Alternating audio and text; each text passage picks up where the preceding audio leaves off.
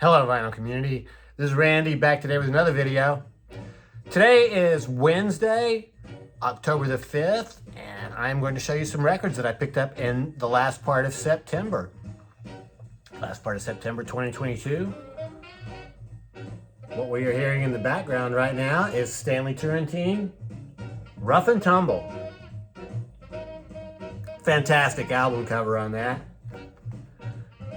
This is a Blue Note Tone Poet re-release. This record was first released in 1966. I think this is called Soul Jazz. So, yeah, maybe a little bit more down to earth than the hard bop that Blue Note was also releasing at that time. A lot of guests on this one, but it's kind of interesting because he has all these people playing on the record, but he does most of the solos himself. So Stanley Turrentine plays tenor sax. Also playing on this is Blue Mitchell on trumpet, James Spaulding on alto sax, Pepper Adams baritone sax, Grant Green guitar, McCoy Tyner piano, Bob Cranshaw on bass, and Mickey Roker on drums. But the interesting thing is that most of these people play very little on here. It actually mentions in the note that James Spaulding does not get to take any leads at all. Pepper Adams takes one lead on I think it's the very last song, Baptismal. And Blue Mitchell and Grant Green have leads on the first song, which we're hearing right now, and Satisfy. McCoy Tyner takes some leads throughout. But for the most part, it's Stanley Turrentine doing the leads, and it all sounds great. The arrangements for this record were by Duke Pearson, so with having this large band, I'm sure it was good to have Duke Pearson there. I guess they call it a little big band, so it's not really a big band, but a little bit bigger than the average jazz combo, I guess. And let's see, what else did I want to tell you about these songs? The whole thing sounds great. This is Unsatisfied. The second song is called What Could I Do Without You, which is a Ray Charles song. Starts out sounding just like gospel or something. It sounds like it's going to be a church song, but then it becomes very bluesy, very blues-weighted, really good. Does Feeling Good by Recuse Newley, which is a song that Traffic does on their Last Exit album on the live side of that one. And also Walk On by Hal David and Burt Bacharach. These are all instrumental, of course, no vocals on these. So I was really glad to get this one. I actually got this one at the same time as I got the Julian Lage record, which I showed in a separate video because that was a new release. So I received this record. I ordered this record from Amazon, Talking Heads, Fear of Music. This record that came out in '79. I used to have it back then. I haven't had it for a long time since then, and I wanted to go ahead and get this one because I'm going to do here's a little preview for you. I'm going to do a time-tested record on Remain in Light. And I wanted to have another Talking Heads record to show with that one. So this was probably my second favorite Talking Heads record after Remain in Light. And this is just a fantastic album. This is the one where they started working with Brian Eno. And some of my favorite songs on here. It has this heat-sensitive lighting, which they used on Remain in Light for the cover of that. Lyrics on the other side of the... This is a newer pressing. It's really good. Nice, heavy vinyl and just no nicks or pops or anything. Really sounds good. And a lot of great songs on here. My favorite, I'm sure, probably one of the most favorite, is Life During Wartime. I also like Cities a lot. When I lost my job when I was living in California and I was going to be finding a new place to live, that song Cities was running through my mind a lot because I was trying to decide where I wanted to move to. I ended up here in Nashville. So, yeah, Talking Heads. Really glad to get that one. Kikagaku Moyo, Kumoyo Island. This is a new record by Kikagaku Moyo.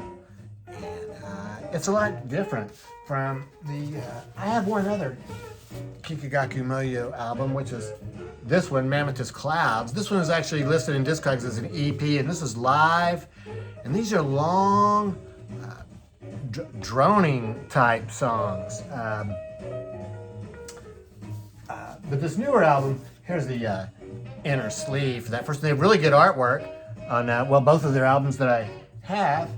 It came with this OB. So here's the inner sleeve for the newer one. Steve Carlman showed this on a recent video, and but I'm going to show it too. And so really great artwork on here, and it comes with this obi. The printing on the spine is in, yeah, Japanese. I guess those are Japanese characters. I couldn't say for sure, but this is definitely not Western alphabet. So really fantastic album cover on this. Really good. This album, though, instead of having all those long, sort of droning, meditative songs, it's shorter songs. Well, on side one anyway, and then side two gets to be a little bit more, maybe a little bit more psychedelic sounding on side two. But I learned from Steve Carlson that this on the first song on here, they are not singing words. It's a language of their own that they made up, I guess, for this record. And it's really coincidental that that song is very much like the first song, Izimbra, on the Talking Heads album. So we're going to take a little time out right now. I'm going to play just a few seconds of both of those songs for you so you can hear. Yeah, they're just kind of similar. They have this nonsense language. So bear with me just for a second here.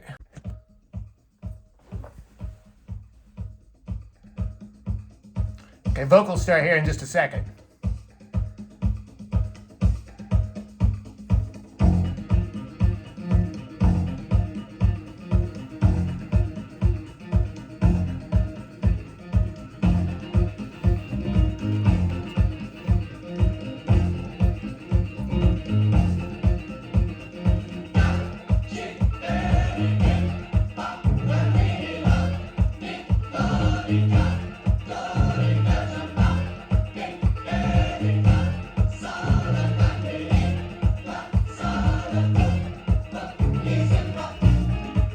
So there's the first verse.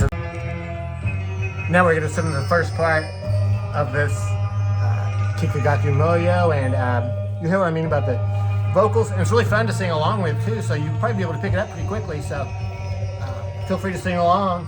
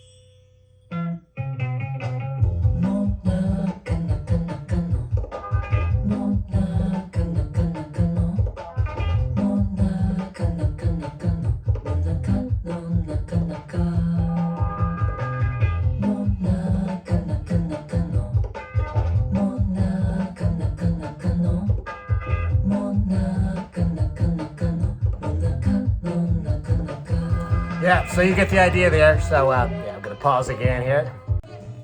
Yeah, anyway, so I thought it was kind of interesting that those two, the first two songs in those albums were sounding kind of similar, and they both had those nonsense lyrics. I got some new inner sleeves. These are from a company called L.A.M.F. These are like the rice paper inner sleeves. I figured, with Mobile Fidelity, they were not being totally truthful with us all those years about their records, so who knows what they're telling us about their inner sleeves. So I decided to switch to L.A.M.F. and Z-O-L-E-F. They're really good. Seem really good. I got this Beths record in the mail. The Beths, Expert in a Dying Field. It was a little bit, oh gosh, I meant to get that box when I found it on my porch. I was a little bit concerned because the box looked like that.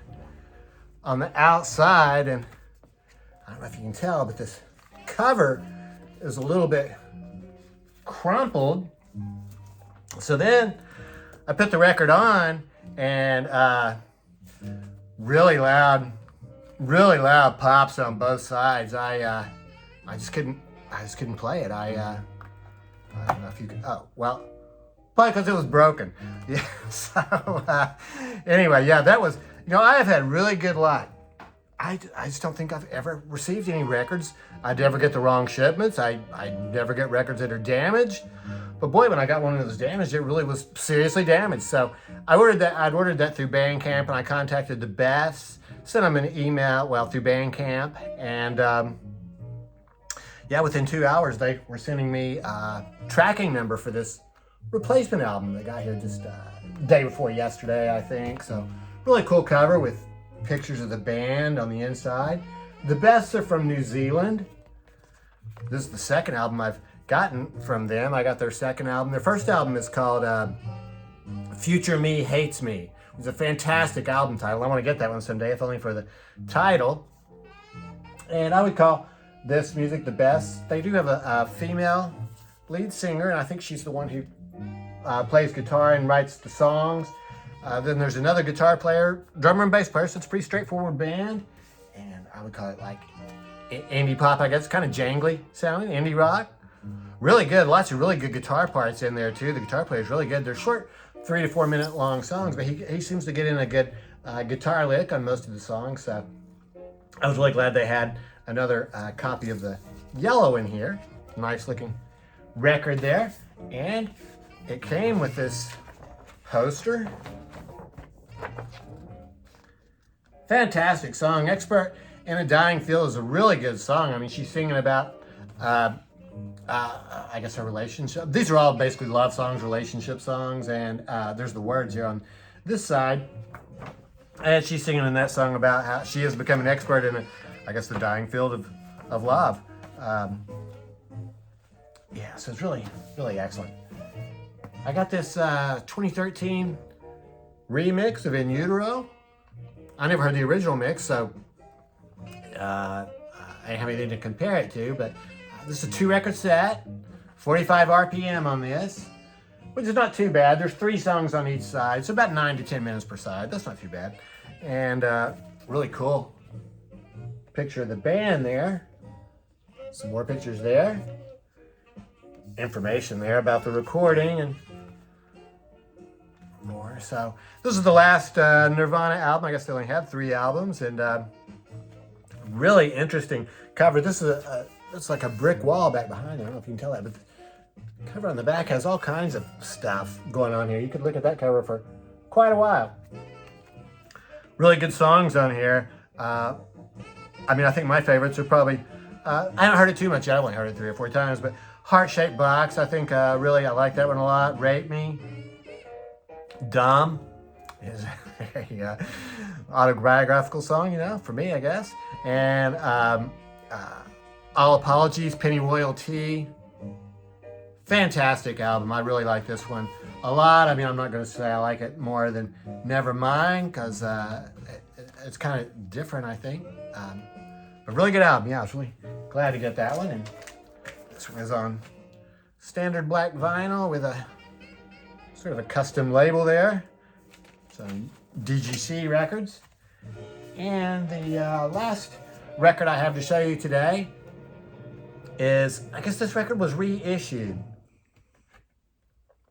Heartbreakers, L.A.M.F. I read in the liner notes that stands for what you might think it stands for, like a like a mother, like a mofo. These are the Found 77 masters. So this came with this inner sleeve, which tells the whole story of this record. The Heartbreakers were basically Johnny Thunders had been in New York Dolls, and Jerry Nolan, the drummer. Johnny Thunders was the guitarist for the Dolls. Jerry Nolan was the drummer. They got these other 2 guys, and they went to England in 77, I guess, and they played a lot over there, recorded this album over there. And this goes into a long story about all the various mixes they made, and they were never happy with the way it was mixed. And the album was released in '77, and evidently the single Chinese Rocks was doing really well. But I guess that original album evidently has had a really bad sound. It's really interesting too. They say in here in these notes that the cassette version of that album sounded great. So really weird, and I don't understand all that. But I guess they went back and remixed it, and then in the early '90s, they found some master tapes. I guess Johnny Thunders was dead by then. So, here's the other two guys in the band. Billy Rath and Walter Lure is a guitar player. Billy Rath is the bass player. There's the line up there. So, yeah, just recorded just after the New York Dolls, and I guess like I say, this is new 2013 mix, and sounds really good. This is a 2021 issue on Jungle Records. And this was really good. I mean, it sounds like this first song comes on, and it just sounded like a New York Dolls song I'd never heard before, which was Born to Lose. They sing it like Born to Lose, but they frequently write it like Born to Lose. So I guess you can look at it either way. The rest of it, I think, is all good. Chinese Rocks is on here, of course. And then they added two songs that were not on the original. Can't Keep My Eyes on You and Do You Love Me, which is the Contours song that the Sonics also covered, and a very cool song. So this is a really cool album, and this was on this pink, I guess you call that pink. I'm not sure exactly what color they call that, pink splatter type vinyl. So yeah, I was really glad to get that one, and this one came with this Obi type thing too. Was this a record store day release? I mean, I'm not sure exactly where it came from, but it seems to be a 2021 reissue, so sounds really good. And so that's it. That's what I picked up in the last part of September 2022. So let me know what you think about those records. I'm always interested to learn and hear your thoughts on those, and hope everybody's doing well. Thanks very much for watching.